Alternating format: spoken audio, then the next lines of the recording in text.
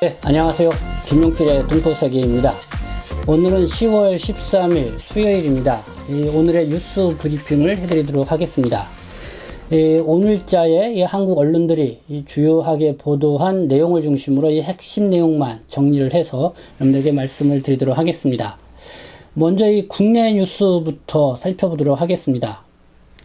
이 문재인 대통령이 지금 한창 시끄러운 문제죠. 이 대장동 개발 관련된데요. 이 검찰과 경찰이 신속하게 철저하게 수사를 하라 이렇게 지시했다는 뉴스입니다.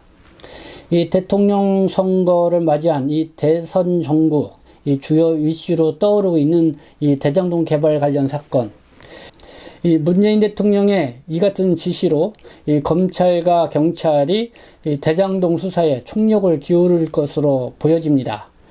그래서 그 결과가 주목되기도 하고요.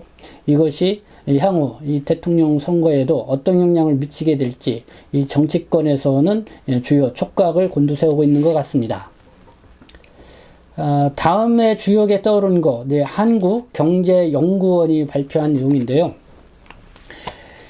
한국의 전국 4년제 대학 3학년, 4학년 재학생하고요, 이 졸업생, 그래서 2,713명을 대상으로 이 설문조사한 내용을 발표를 했습니다. 이 응답자 중 65.3%가요, 이 구직을 단념한 상태인 것으로 나타났다라는 이런 충격적인 발표를 했습니다.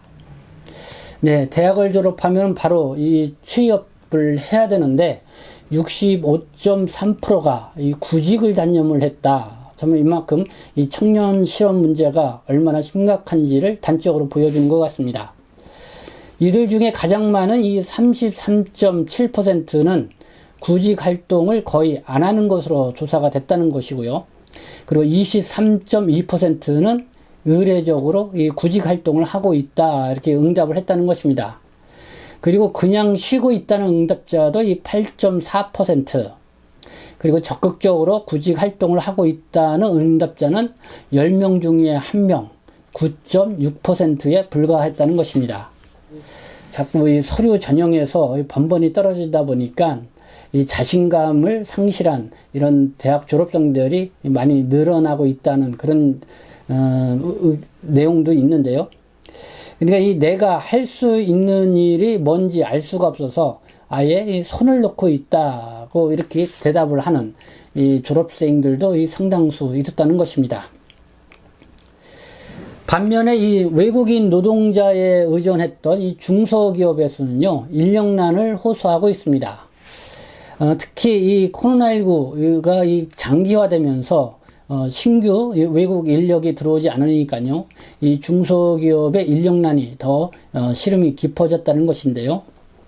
이 중앙일보가 보도를 했습니다. 이 중소기업 중앙회는 이 외국인 근로자를 활용하는 중소기업 792곳을 대상으로 지난달 이 설문조사를 진행했다는 것입니다. 이번 조사 업체의 92%, 그러니까 729곳은 생산 인력이 부족하다고 응답을 했다고 합니다. 이 정부는 올해로 이 체류 기간이 만료가 되는 외국인 근로자에 대해서 1년간 이 체류 기간을 연장해 주는 조치를 취하고 있죠. 그래서 2-9 고용 허가제로 들어온 외국인하고 방문 취업 체류 자격으로 있는 동포들 같은 경우는 정상적으로 취업 활동을 하고 있는 그런 사람일 경우는 출국하지 않고 1년 더 취업 활동을 연장해서 할 수 있도록 이렇게 조치를 취해주고 있습니다. 이런 조치와 관련해서 이 중소기업들은 69.6%가요, 이로 인해서 인력난 해소에 도움이 되었다고 이렇게 응답을 했다고 합니다. 네, 이렇게 지금 국내 주요 뉴스 관련돼서 여러분들에게 말씀을 드렸고요. 다음은 좀 우리가 늘 관심을 갖고 있는 이 중국과 관련된 뉴스, 더불어 이 미국과 관련된 뉴스도 한번 보도록 하겠습니다. 이 중국 북부 지방에 이례적인 폭우가 내려서요, 중국의 전력난이 가중될 것이라는 뉴스입니다. 지난 7월 이 허난성을 시작으로 해서요, 스촨성, 산시성, 허베이성에 많은 비가 내렸고요. 8월에는 후베이성과 이 산시성에 폭우가 이어졌습니다. 이 상시성 같은 경우는 중국 최대의 이 석탄 생산지라는 것이죠. 그래서 이번 폭우로 이 탄광 682개 중 60곳이 이 폐쇄됐거나 가동을 일시 중단한 것으로 알려졌다는 것입니다. 이런 상황에서 이 전력난 해소를 위해서요, 이 중국 정부가 이 석탄 화력 발전 전기료를 완전 자유화한다는 방침을 밝혔다는 소식도 들리고 있습니다. 이 석탄 가격이 역대 최고 수준으로 급등을 한 상황이라고 합니다. 그래서 이 중국 정부가 발전량을 늘리기 위해서 이 석탄 화력 발전, 이 전기료를 완전히 자유화한다는 이런 방침이라는 것입니다. 그리고 이 중국의 전력난의 원인 중에 하나가 이 이산화탄소 배출 감축 목표 달성을 위해서 이 지방 정부들이 주도적으로 캠페인식으로 이 전력 사용을 제한을 하고 있다는 것이었죠.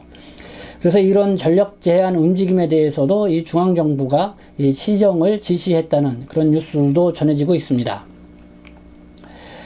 그리고 이렇게 전력난 또 석탄이 이 부족한 이런 현상이 생기니까요, 이 중국이 한밤중에 북한의 석탄을 해상 밀거래하는 것이 급증을 했다는 이 미국발 뉴스도 나왔습니다. 이런 걸 볼 때 이 석탄 공급의 이 부족으로 인해서 이 중국의 전력난 해소가 이 중대한 문제로 떠오르긴 한 것 같습니다.